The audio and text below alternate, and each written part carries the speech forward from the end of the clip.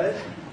Thank you very much, and welcome to the White House as we celebrate Diwali, because they said there has to be a very heavy emphasis on the V, Diwali, the beautiful Hindu festival of lights, and that's what it is. It's a great festival, and it's amazing people.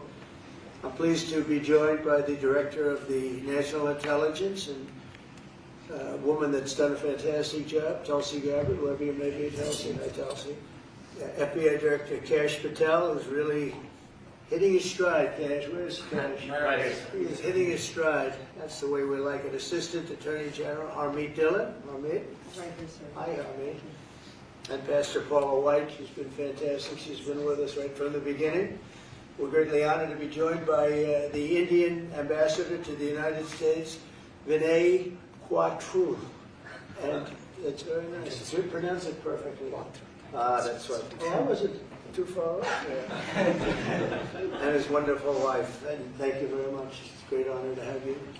As well as our new ambassador to India. This is a nice, easy name, Sergio Bora.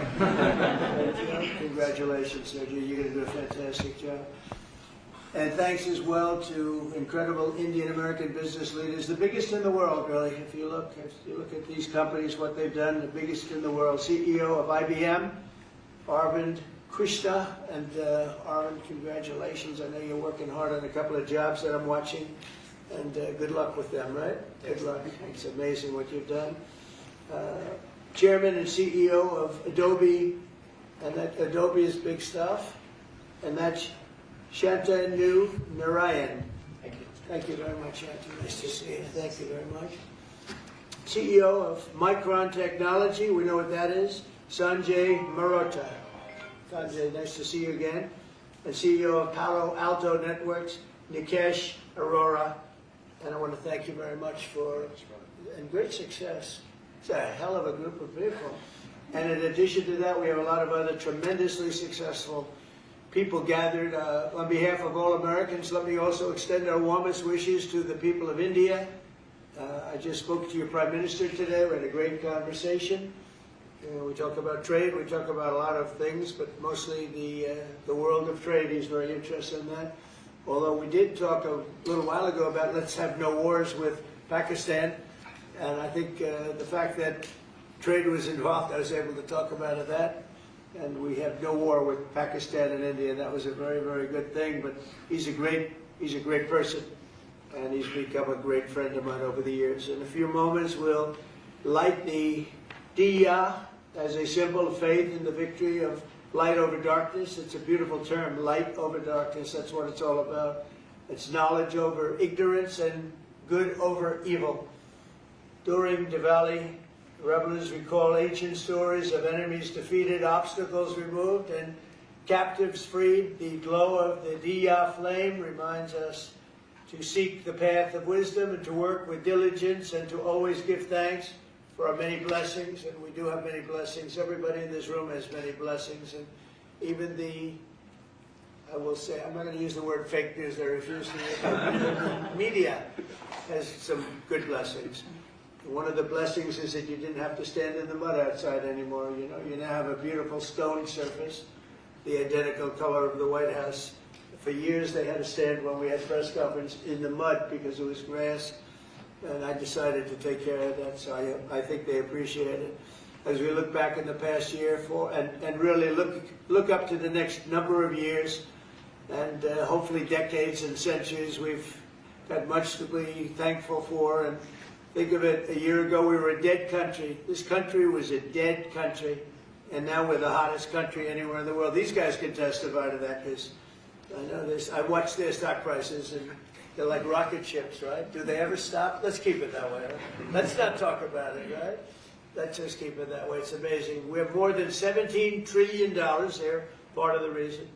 More than $17 trillion of investment pouring into the United States. It's going to be, I believe, over $20 trillion by the time the year's up. And as an example, the last administration, less than $1 trillion in a period of their 4-year period, they had less than $1 trillion. We're going to have 20 trillion. We have over 17 trillion already. That's investment coming in. And I think it's largely for two reasons. We had a good election on November 5th. But maybe more importantly, of course, it wouldn't happen if that election result didn't happen. I think much more importantly, we have tariffs that you build in the United States, you don't have a tariff to pay. You build outside and you have to pay a tariff. And we're taking in money at a level that no other country has ever seen. There's never been a country, I don't think, fellas, you agree with that? There's never been a country with an investment in less than a year, and actually to be exact, less than 9 months, of $17 trillion, right? And I know you're all participating, aren't you, huh? So that's really good stuff. The economy is roaring, the incomes are rising, and small business confidence is at the highest level in over a decade. So the confidence levels, which means something. They think over the last 10 years, I don't think they go beyond that. We have the highest level of confidence in our economy. Gasoline prices are way down.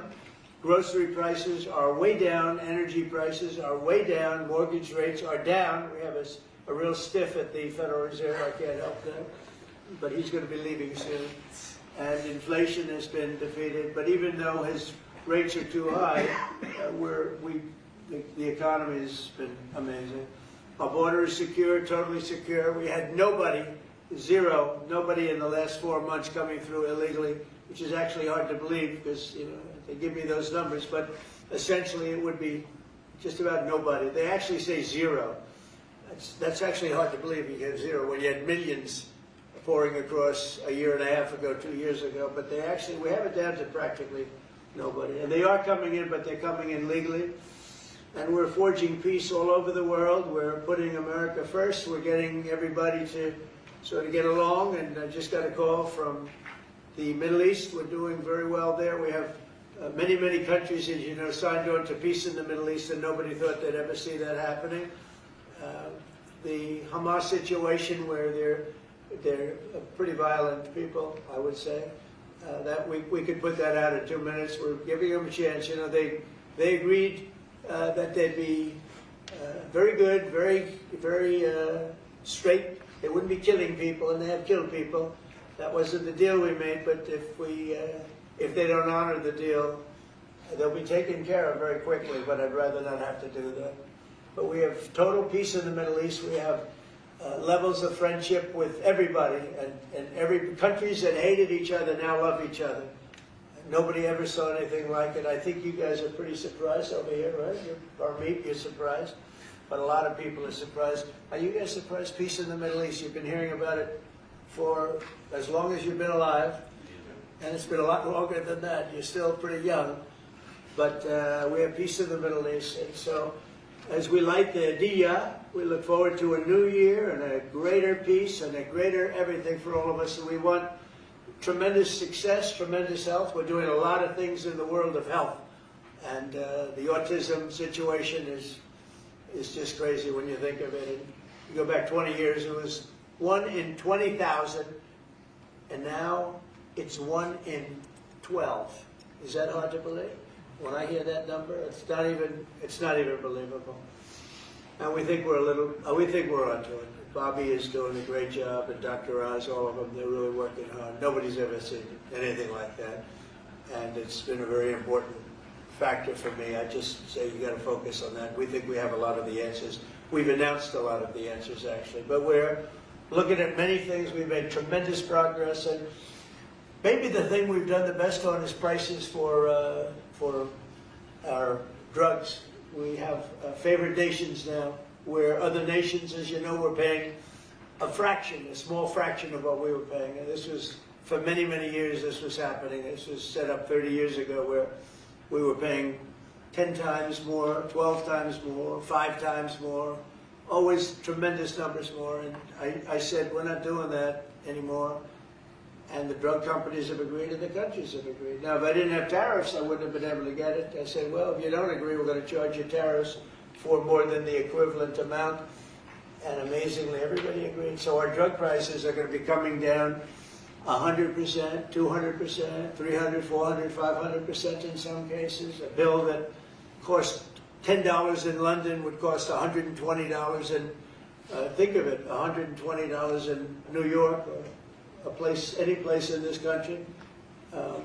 A drug that costs $86 in Berlin cost $1,300 in New York and throughout the United States. So we're not doing that anymore. So we're just not doing it anymore. So I just want to, and I think that's going to be huge for our anything, Medicaid, Medicare, Social Security, anything having to do with health, because the drug prices are going to be coming down. And I tell the story of my last administration, my 4th year, I was so honored because I brought drug prices down. The first time in 28 years, prices were brought down by a certain amount. I'll tell you what the amount was in a second, but by a certain amount. And so at the beginning of the year to the end of the year, I actually brought them down. First time in 28 years it happened. And the number was 1/8 of 1%. That's all I say. But I was proud because first time it ever happened. And now I'm bringing prices down 600%, 700%, 900%, 200%. So I can't believe I actually had a news conference to celebrate 1/8 and 1/4 of 1%. But that was, you know, you learn, right? Yeah. So we're doing, and you guys know more about favored nations than anybody. So we're going favored nations, we're demanding it, and we've got it. And as you know, we had Pfizer, we had the big companies, they're all agreed or close to agreeing, but the countries have agreed to it. Actually, the countries would be generally more difficult. If we didn't have the power of tariffs, they wouldn't have agreed. They would have said, nope, you've got to pay 10 times more than we're paying. We were paying 10 and 12 times more than other countries for the exact same pill made in the exact same lab or factory. So it's an amazing thing. I think it's an absolute game changer. Nobody's ever even heard of a thing like that. And you'll see the results over the next year, year and a half, and I think it's great. So I'd like to ask a person who's really been fantastic. We'll ask a few of the people to say a few words. You're on international television, so don't get nervous. Cash, would you say a few words, please? You've done a fantastic job. Well, thank you, Mr. President. It's an honor to be a first-generation Indian American whose parents lawfully immigrated to this country. And under your leadership, so many more millions of Americans are living that dream. And to celebrate it here in the Oval Office on Diwali, which you said, rightfully so, is a triumph of good over evil. It's just an incredible honor. It's incredibly humbling. Indian Americans around the world and Indians around the world are thrilled that you are such a profound leader in sharing this diversity with the world, and we can't thank you enough, and happy Diwali, sir. Good. Well, thank you. Congratulations on everything. And how about a great company, IBM? He's taken this company from, it was a little troubled, as I remember, a few years ago, like 10 years ago, to being one of the hottest companies anywhere in the world. Arvind, could you say a few words? Thank you, Mr. President. In the spirit of Diwali, we should also acknowledge all that the President and the administration is doing to really boost technology, innovation, and that leading to economic growth. I want to point out, people forget often how much public and private partnerships in the United States have mattered to boost technology.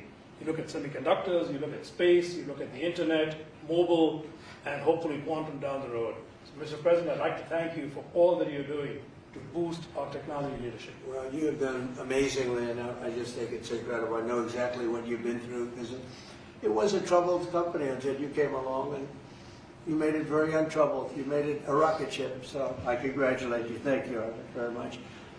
We have a very, very great company, Adobe, and Shanta, could you say maybe a few words, please? Sure. Thank you, Mr. President. And first, it's such an honor, to be here in the Oval Office and to celebrate Diwali, which for all of us growing up, as you pointed out, was the victory over, triumph over evil, light over darkness. I think what you're doing, Mr. President, to have peace and prosperity and investment in this country is just amazing. And as a company, I think hopefully everybody here is using Photoshop in order to take all these pictures, but I would really like to thank you for your leadership, and we will continue to invest in the U.S. to make sure that we continue to drive innovation. And your investment's been very large. So how much have you invested, and do you plan to invest in the U.S.? As far as our investment is concerned, it's all intellectual property, it's people, so we make everything here, so that's the software. That's good. And so we're a $20 billion revenue company now. We're one of the largest software companies in the world, and headquarters is Silicon Valley. So thank you, Mr. President. Fantastic job. How much are you investing IBM? $150 billion over the next 5 years. 150 billion, that's good. And Micron's doing pretty good. How's Micron doing? Okay, pretty good. Mr. President, really a great honor to be here today celebrating Diwali with these excellent peers of ours from the tech industry. And Diwali stands for light, hope, renewal. And the United States is light to the rest of the world. And particularly on the renewal piece, I just want to really applaud you and your team in terms of bringing Renaissance semiconductor manufacturing here to the U.S. So Micron is investing $200 billion, $200 billion. $200 billion in leading-edge memory manufacturing, and in the course of next few years, we'll have 40% of our manufacturing here in the U.S. And this will add, over the course of years, 90,000 jobs and $1.5 trillion impact to the economy. So we are very thankful to the support that we get from your team and, Mr. President, from you in terms of bringing memory here to the U.S. And memory is key with AI today, right? Yeah. You always talk about memory. I have a good memory. Those machines have a better memory, right? No matter what you do. Absolutely. That's fantastic, really fantastic. Nikesh, Palo Alto is a hot one. And tell me about that. Go ahead, please. Mr. President, thank you for having me here. It's a pleasure and honor Great honor. to celebrate Diwali with you. As my colleagues have said, this is the triumph of good over evil and prosperity, and what you've done in the last 9 months in terms of making the United States one of the most business-friendly administrations and allowing us all an opportunity to go invest, not just in technology but in our people, is just amazing. We are now the largest cybersecurity company in the world, and we just recently, that's good. recently spent $25 billion in sourcing technology. So all cyber security is made in the United States. We believe that the next bastion in the world is going to be cyber war, and we just want to make sure we are prepared as a country and really show off our companies and our critical infrastructure. Fantastic job. It's amazing what you've done. And all of these people, to me, they mean two things. Big investment, but the big investment I like because of jobs. It's a tremendous number of jobs that they've produced. Would you say a couple of things about your great company, please? Thank you, Mr. President. I'm with Stone Point Capital, private equity, which I'm sure you know, and we just raised a new $11.5 billion fund, and we obviously invest very heavily in financial services technology. And so it's actually an honor to be here in the Oval Office with you, and as a fellow Wingfoot member too, I'm always it's always a pleasure to be with you. And I got to tell you, you're the best president that I've ever seen, and we're so proud of you. Thank you. I'm glad I asked him to say that. Would you like to say something about the great job you're doing? Right here. Anybody back here? These are all incredible people that everybody looks in the business world. Everybody looks up to them. Please go ahead. Would you like to say something? Thank you for your Go ahead, leadership. please. Thank you for your leadership. I love this. I didn't ask him. I'm running a tech business for Thank you. 21 years. We build products on AI and machine learning. Thank you, Mr. President. And it's going great, right? Yes. Good. How about over here? We have some very unshy people. How about saying a few words? Well, thank you, Mr. President. It's a tremendous honor to have supported you 3 times and been part of your administration. And on this day of Diwali, I say on behalf of the United States Department of Justice that the message of the triumph of good over evil and knowledge over ignorance and justice over injustice is something that your administration is personifying, and it's a tremendous honor to be part of it, and thank you very much for including us here today. And you're at the DOJ and doing a fantastic job. Thank you, sir. That's great. She's doing a good job, Cash, right? And Tulsi, we know, is doing a good job. What do you think, Tulsi? Yes, sir. Thank you very much. You are doing today what you have done throughout your time in service, is bringing people together from all across the country and all different backgrounds. And this day is, of course, very special to so many of us because while it is the celebration of hope and light and renewal, we can never forget that the source of that hope, light, and renewal comes from God's love for every single one of us. And so today we celebrate God, His love, and the blessings that He has shared with all of us. Fantastic. Thank you all very much. Anybody like to say anything?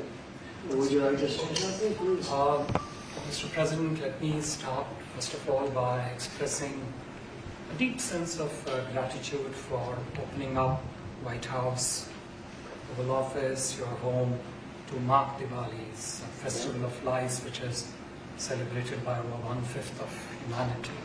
And as Cass said, you are showcasing the strength of diversity through this celebration. So it's truly a great honor, and thank you very much for that.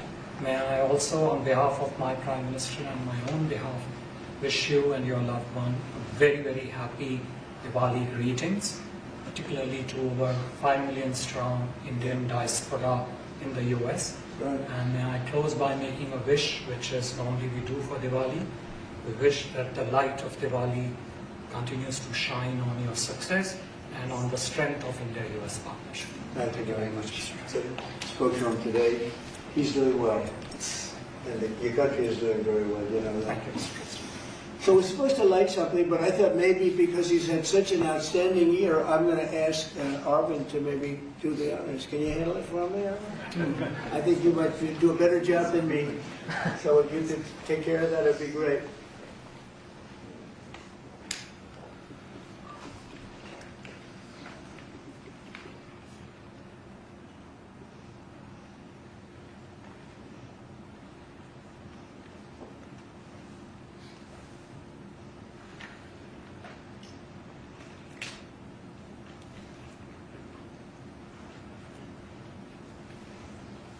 He's done a good job. I didn't know you were supposed to do that. I'm glad I asked him to.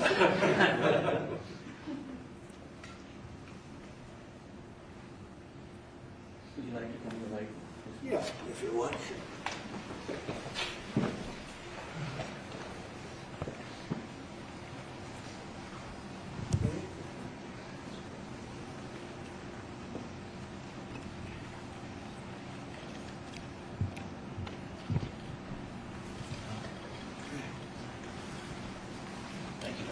Thank you all. Thank you.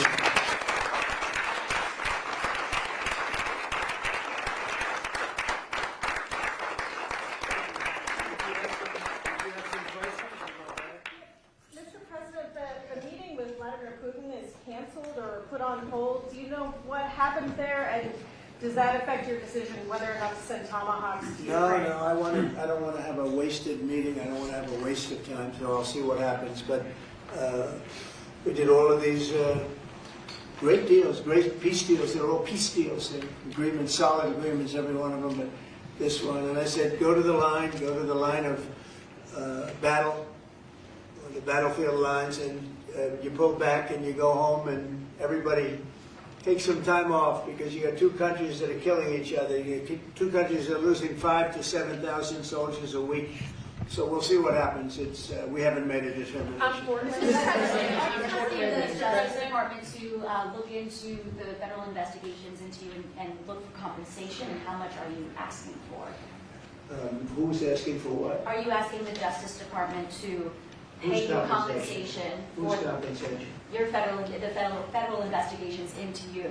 Are you asking them to pay compensation, and how much? Into me? I don't get any compensation. I do it for nothing. I gave up my salary. Into me?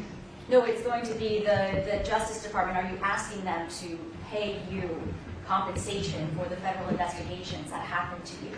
And how much are you asking well, for? I guess they probably owe me a lot of money for that. Probably, yeah, that's true. That's very interesting. No, I get no salary. I gave up my salary. It's a good salary. Not as much as these guys make, but that's okay. It's a lot of money. And I don't, as you know, I didn't take it in the first 4 years. I'm not taking it in these 4 years either. But as far as all of the litigation and everything that's been involved, yeah, they probably owe me a lot of money.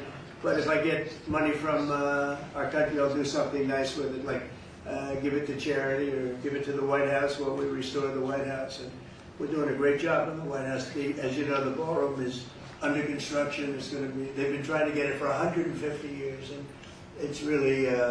I think it's going to be fantastic. But we'll see what happens. I mean, we have numerous cases having to do with the fraud of the election, the 2020 election, and because of everything that we found out, I guess they owe me a lot of money. But I'm not looking for money. I'm looking for really. I think it's got to be It's got to be handled in a proper way. If it's not handled in a proper way, we don't want it to happen again. We can never let what happened in the 2020 election happen again. We just can't let that happen. And so the way we go, I know Keisha's working on it, everybody's working on it, and certainly Tulsi's working on it. We can't let that happen again to our country. Look at what's happened where you have millions of people being allowed to come into our country, all because of a crooked election, where they come from prisons, they come from jails, they come from mental institutions and insane asylums, they're drug dealers. The people that they've allowed to come into our country. We cleaned them out in Washington, D.C. We have a very safe capital right now. We have a capital that's as safe as it can be. But I don't know. I mean, you'd have to ask the lawyers about that. Mr. President, a comment and a question, please, for you. First of all, you have just 1 billion plus hearts around the globe, including in India, by celebrating the Diwali in the White House right here. And my other comment is, Mr. President, I like his question already. In February, you and the White House staff gave a warm welcome to the Prime Minister of India, Mr. Narendra Modi. And after that, I decided to make a short trip to India for you, how popular you are in India. And I went there in a holiest also festival there. Millions of people were there. And also Prime Minister Narendra Modi was addressing a media event, 5,000 people. I was one of them there listening to him. And when I went to several states in India, what I found out, Mr. President, 3 people are most popular there. Prime Minister Narendra Modi, President Donald Trump, Mr. Kash Patel, and also with the surprise, our White House Press Secretary, Caroline Levitt. She's doing good, good. She's doing good. And Mr. President, my question is, you had a great relationship with the people of India when you visited India, and with the Prime Minister of India, Narendra Modi, and also with the Indian American community. Where do we stand today, all those relations from 45 to 47 in the future, Mr. President? Please, thank you. We stand great, and the people of India, I love the people of India, and we're working on some great deals between our countries. I spoke to the Prime Minister Modi today, as I mentioned before, and we just have a very good relationship. And he's not going to buy much oil from Russia. He wants to see that war end as much as I do. He wants to see the war end with Russia, Ukraine. And as you know, they're not going to be buying too much oil. So they've cut it way back, and they're continuing to cut it way back. Mr. President, an appeals court recently ruled that you can send the National Guard into Portland, Oregon. Do you feel unfettered to send the National Guard into whatever city you want now? Well, I guess there was the decision that I can send the National Guard if I see problems. I looked at Portland over the weekend. The place is burning down, just burning down. We weren't there. We didn't spend much time there because we were waiting for that decision. But the court, maybe that influenced the court. But you look at a place like Portland, it's ridiculous when they say that there's no problem. The place was on fire over the weekend. But we won the case in Court of Appeals. I think it was the Ninth Circuit, so that's pretty good. And very strong opinion that we have the right to use the National Guard. You would think that would be common sense. We have the right to use the National Guard to put out trouble. Well, that's how I got elected. One of the reasons I got elected. Mr. President, what changed your mind after talking to Vladimir Putin between then and now? Why did you think that the Budapest summit might be wasted time? Well, I didn't say anything. I didn't say it would. And, you never know what's going to happen. But a lot of things are happening on that front, on the war front, with Ukraine and Russia. And we'll be notifying you over the next 2 days as to what we're doing. Did you hear something? A lot of things are happening. Did you hear something? I think we're going to get it solved. Yeah, please. Mr. President, on Ukraine, do you still see a chance for a ceasefire? And what is Putin asking for? Do you still see a chance for a ceasefire? And what is Putin asking for? I do. It's a vicious war. It doesn't really affect us. We sell equipment to them. We sell equipment to NATO, and NATO gives it to Ukraine, but we don't pay anything anymore. Biden spent $350 billion the war would have never happened if I were president. Would have never, not even a million years. And Putin knows that too. Would have never happened. But it did happen, and I came in, and I have to see if I can put it out. But it doesn't affect us because we're not losing soldiers there. Although, when I first came in, that could have ended up, it's not going to happen, but it could have ended up in World War III. That was really out of control. So now it's, they're shooting and they're killing people, and I think Putin wants it to end, and I think Zelensky wants it to end, and I think it's going to end. What is that he reached out to you about meeting on the government shutdown? Will you meet with him before you leave for Asia on Friday? Well, I will actually. I'd love to meet with them. I just want them to open up the country first.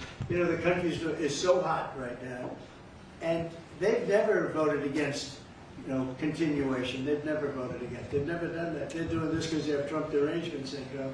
But I would love to meet. I would like to meet with both of them. But I set one little caveat.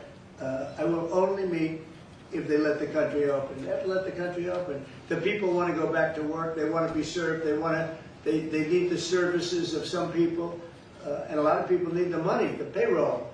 So I'll do it as soon as they open up the country. I'd like to meet. So you won't meet with them. Just to be clear, you won't meet with them until the government's open. The government has to be open, yeah. Mr. President. You know how long it would take for them to do that? Just say, okay, government's open, that's it. There is nothing. How long They're do you not think negotiating. What they're doing is saying they lost the negotiation and when we got the great big beautiful deal done, they lost that negotiation. Now they're saying, well, we want to get some of the things we lost. But the problem is the things they lost are very bad for our country. We don't want to have people come over from all over the world, from prisons and all, and have them have their health care paid for. We want to take care of people that are American citizens and all. So they want $1.5 trillion of money to be wasted and jeopardize the health care of other people. We're not going to do that. So I would love to meet with them. We want the country open first. Mr. President, a new poll shows that if Curtis Sliwa dropped out of the New York mayoral race, then Andrew Cuomo would only trail Mamdani by 4 points. Would you call Curtis Sliwa to drop out of the race so that can happen? Well, I looked at the polls, and looks like we're going to have a communist as the mayor of New York. It'll be very interesting. But here's the good news. He's got to go through the White House. Everything goes through the White House, at least this White House it does. And we'll have to see what happens. But if he dropped out, he's not going to win. And not looking too good for Cuomo either. But maybe, I don't know, if he dropped out, maybe Cuomo would have a little bit of a chance, but not much. Because it looks like the lead is, it's not a great lead, but it's big enough that he should be able to win. So, you know, I don't know that I want to get involved. It's really a question of, would I rather have a Democrat or a communist? And I would rather have a Democrat than a communist. Will you meet with Mamdani if he wins? Yeah, I'll speak to him. Mr. President, I'm your President. I love New York. I've always loved New York. I just can't believe a thing like this is happening. I left New York, and we had a mayor, de Blasio, who was a disaster. But when I left, it was sort of before he could really take hold. And boy, New York was a hot city, and now it's sad to see what's happening, frankly. And with the communists in charge, look, you just go back 1,000 years. I mean, it's been done many times, 1,000 years. It's never worked once, so it's not going to work now either. On your ballroom, Mr. President, you're building your ballroom right now. They're also building the Obama Presidential Library. I'm wondering if you've seen. Have you seen pictures of the architecture, and what do you think of it? It's not too pretty. No, but it's closed. It's stopped. They ran out of money. He's building a library / museum. You know, you call it some museum, and usually they call it both. They call it library and museum. That's the official name. And they're stuck. And he wanted only women and DEI to build it. You know? That's what they got. And the construction workers are standing out there and saying, we want to be able to build it. You know, you have I built a great building in Chicago, as you know, a big, beautiful building, one of the tallest buildings in the country. And we got it built very quickly, very well. And we used the construction workers in Chicago. They're great workers. They're great construction people. And I suggested he get them involved, but they're hundreds of millions of dollars over budget, and I think it stopped. I'm reading these terrible stories. But that's the way our country was run under President Obama, too. Nobody knew it. Mr. President. Thank you, Mr. President. Russia remains China's top crude oil supplier in September. Are you considering tariffs on China? Well, I mean, you read the same papers as I do, but I don't have to read the papers because I'm the one. Right now, as of November 1st, China will have about 155% tariff put on it. And I don't think it's sustainable for them, so I want to be nice to China. But China's been very rough with us over the years because we had presidents that weren't smart from a business standpoint. Some were good politicians, some weren't even good politicians, but they allowed China to take advantage of us and every other country to take advantage of us. If you see, I made a deal with the European Union, I made a deal with Japan, with South Korea, I made a lot of these deals that are great deals, and I was able to do it. It's really national security. I was able to do it because of tariffs. And we're getting hundreds of billions, even trillions of dollars paid into the United States. We're a very rich country again. We'll start paying off debt. We'll do a lot of things. We'll probably make a distribution out of some of the tariff money. I think we're going to make a distribution over the next fairly short period of time to people because we took in so much money from the tariffs. Just European Union, $650 billion. Japan, $550 billion. South Korea, $350 billion. That's even a lot of money for you guys, right? That's not bad, right? But no, we're taking in a lot of money, and it keeps people like this here, because that's why they're coming in. I mean, you wouldn't be, I mean, I'm not going to speak for you, but generally they won't be coming in if it weren't for tariffs. They come in here, and they don't have to pay a tariff. If they do it outside, they pay a lot of money, a lot of tariffs. The money comes to us. And in order not to pay the tariff, they come and they build here. That's why we have more plants under construction than we've ever had in the history of our country. And you wouldn't think it's complicated, but you would have thought somebody would have done this a long time ago, sitting in this beautiful seat behind what's called the Resolute desk. You know that, right? This is very famous. This is even more famous than any of your desks. But your desks are very good. To follow up on her question to you, because the New York Times is reporting that your legal team is seeking $230 million from your own Justice Department now in response to the investigations into you. Is that something you want your legal team to do? I don't know what the numbers are. I don't even talk to them about it. All I know is that they would owe me a lot of money, but I'm not looking for money. I'd give it to charity or something. I would give it to charity, any money. But look, what they did, they rigged the election. And as you know, we had, in one case, 60 Minutes had to pay us a lot of money. George Slavadopoulos had to pay us a lot of money, and they already paid. You know, they paid me a lot of money because what they did was wrong. And you know, when somebody does what's wrong, now with the country, it's interesting because I'm the one that makes the decision, right? And you know, that decision would have to go across my desk. And it's awfully strange to make a decision where I'm paying myself. In other words, did you ever have one of those cases where you have to decide how much you're paying yourself in damages? But I was damaged very greatly, and any money that I would get, I would give to charity. Thank you, Mr. President. Is the Democrat Party now more Zohran Mamdani's party than it is even Leader Schumer's or Leader Probably Jeffries? is, yeah. Look, it's, maybe he'll run for president in 4 years. You have a communist president. That would be interesting, right? I don't see it happening. You know, I've always said you will never see, and I always talk about socialism. You will never see a socialist so-and-so. And I was right. I say in the speeches, we will not have socialism in our country. And I was right. Communism, yes, but socialism. In other words, they skipped socialism and they went down to communism. No, he's a communist, and he's going to be maybe the mayor of New York. I don't know, maybe, you know, polls are all, but these polls seem to be pretty consistent. But he would be, I would say he would be the leader of the party. It's not Schumer. Schumer's shot. He's shot. This poor guy, I feel sorry for him. I've known him for a long time, but he's I think he's mentally gone. He's been beat up by young, radical lunatics. And I think Chuck Schumer is, he's gonzo. I really do. I think he's probably not going to run.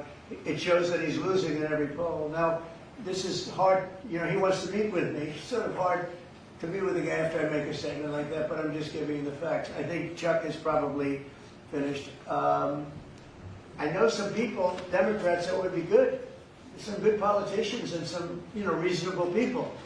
But I understand that they would not have a chance of, getting even the concept of holding the torch. They're not going to get it. But they have some people that I really believe they're low IQ people. They're stupid people. And they seem to be leading the party. So we'll see what happens. Look, the Republicans are strong. We have great leadership. We're very strong in every way. And we're going to keep it that way. But we are really a strong party. Our party's grown magnificently. We've gotten away. Look at all the union votes I got. Nobody thought that was ever possible. Look at the election where I won I won everything. I won all 7 swing states. If you win 3 or 4 swing states, you're doing great. I won all 7 by a lot. And I think the best thing when you look at districts, 2,700 versus 525. That's big. That's why the map shows all red. So we won a tremendous landslide, and that's because people like our policy. I guess they like me, but they like my policies. Strong borders, good education, low taxes, In the great, big, beautiful bill, we got the biggest tax cut in history. Not only no tax on tips, no tax on Social Security, no tax on overtime, but we got the biggest tax cut in the history of our country in the bill that we just approved. And I think people see that and they like it, and that's why we're doing well, but they are not. They do not have leadership. Thank you very much, everybody. Thank you very much. President Trump hosted a Diwali celebration at the White House, honoring the festival's deep cultural meaning of light triumphing over darkness and good overcoming evil. The event brought together leading Indian American executives, government officials, and diplomats to celebrate the growing friendship between the United States and India. Among the attendees were Arvind Krishna of IBM, Shantanu Narayan of Adobe, Sanjay Mehrotra of Micron, and Nikesh Arora of Palo Alto Networks, along with Representative Tulsi Gabbard, Kash Patel, and Indian Ambassador Taranjit Sandhu. The president praised their contributions to America's economic and technological leadership, noting that Indian American professionals have become a driving force of innovation and growth. Trump highlighted his close relationship with Indian Prime Minister Narendra Modi, describing it as one of mutual respect and strong cooperation. He said the two leaders have worked together to strengthen trade ties and prevent regional conflicts, particularly with Pakistan, while ensuring both nations continue to thrive economically. Speaking on the economy, the president touted what he described as historic levels of growth, citing more than $17 trillion in new investments during his administration and predicting that figure would exceed $20 trillion by the end of the year. He credited tariffs, deregulation, and pro-business policies for driving job creation and bringing manufacturing back to the United States. Corporate leaders at the event shared their own major investment plans. IBM announced $150 billion in domestic investments over the next 5 years. Micron pledged $200 billion for semiconductor expansion expected to create 90,000 jobs. Adobe reaffirmed its commitment to U.S.-based research and intellectual property development, and Palo Alto Networks announced a $25 billion investment in cybersecurity manufacturing within the United States. The president also unveiled new steps to reduce prescription drug prices, saying his administration's favored nations policy forced pharmaceutical companies and foreign governments to offer the U.S. fairer pricing. He claimed that Americans are now paying significantly less, between 200% and 900% lower, than before the reforms. On domestic issues, Trump declared the southern border completely secure, claiming there had been virtually zero illegal crossings in recent months. He also asserted that inflation was under control, crediting lower fuel and grocery prices to his administration's energy and economic policies. Turning to global affairs, Trump said peace in the Middle East had been largely achieved, citing strengthened relations between former rival nations. He issued a stern warning to Hamas, saying any future aggression would be dealt with swiftly. During a brief exchange with reporters, the president dismissed speculation about ongoing federal investigations, confirmed his readiness to meet congressional leaders once the government reopened, and commented on several policy areas including China tariffs, border security, and the U.S. approach to the Russia-Ukraine conflict. He reaffirmed that America would not fund the war directly but would continue to support NATO allies with military equipment. The ceremony concluded with the lighting of the traditional diya, symbolizing renewal and hope. In his closing remarks, President Trump praised the Indian-American community's role in shaping the nation's success and extended his wishes for peace, prosperity, and health to all who celebrate Diwali.